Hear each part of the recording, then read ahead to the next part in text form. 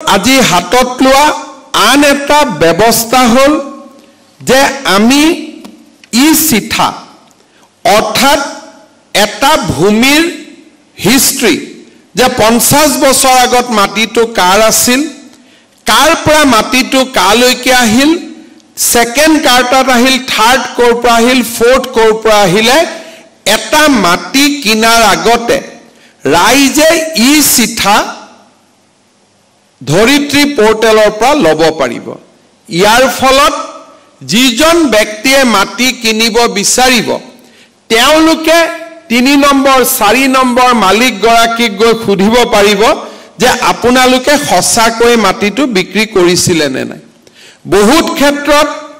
first সেলাৰ second সেলাৰ third সেলাৰ fourth সেলাৰ পৰা আমি মাটিটো কিনিছো সেকেন্ড আৰু থাৰ্ড সেলাৰ জন ভুৱা যেতিয়া ই চিঠা আমাৰ হাতত থাকিব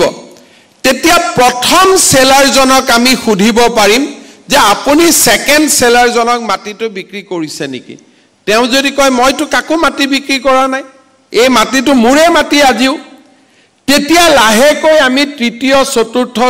4 নম্বৰলৈকে কেনেকে মাটি কিনা বেচা হল তাক এটা আমি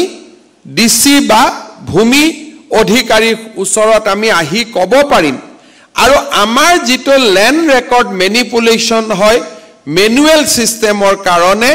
এই গুটেই ব্যৱস্থাটো ই চিঠাৰ জৰিয়তে আমি ইয়াক ৰোধ কৰিবলৈ সক্ষম হম বিকজ যিকোনো কৰ্পোৰেটে মাটি কিনাৰ আগতে তেওঁলোকে ল্যান্ড মাটি টুকুৰাৰ হিষ্ট্ৰী চাই কিন্তু সাধাৰণ মানুহে মাটি কিনাৰ আগতে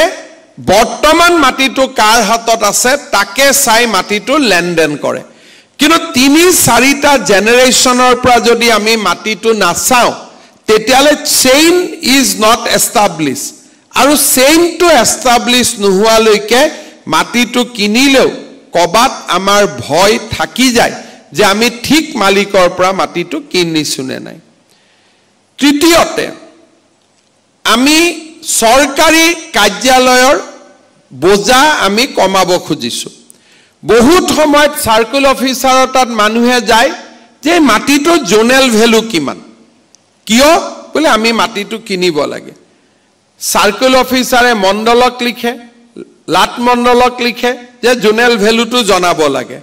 15 দিন এই প্ৰক্ৰিয়াটোত আমি ব্যস্ত থাকিব লাগে আজি আমি ইয়াত ব্যৱস্থা কৰিছো ধৰিত্ৰী পোৰ্টেলত যে ল্যান্ড ভ্যালুয়েশন এতিয়া অফিচাৰে দিব নালাগে মণ্ডলে দিব নালাগে লাট মণ্ডলে দিব নালাগে পোৰ্টেলৰ জৰিয়তে জোনেল ভ্যালু যেহেতু আমি অলৰেডি নটিফাই কৰিছো পোৰ্টেলৰ জৰিয়তে আমি জোনেল ভ্যালুয়েশনটো ঘৰতে বহি আমি সংগ্ৰহ কৰিব পাৰিম চতুৰ্থতে দুৰ্যোগৰ সময়ত কমিউনিটি পাৰ্টিসিপেশনৰ এটা পাথৱে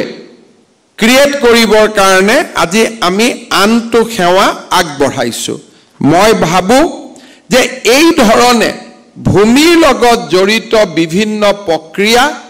অটোমেটিক আল্টিমেটলি ল্যান্ড পাসবুকলৈকে আমি যেতিয়া যাব পাৰিম অসমত ভূমিৰ লগত জড়িত বিষয়াসকলৰো কামকাজ কমি যাব ভূমি ট্ৰান্সপাৰেন্ট হ'ব আৰু আমি এই সমস্ত প্ৰক্ৰিয়াটোক এটা স্বচ্ছতা আৰু ন্যায্যতা প্ৰদান কৰিব পাৰিম আজি এতিয়া মই আহিব খুজিছো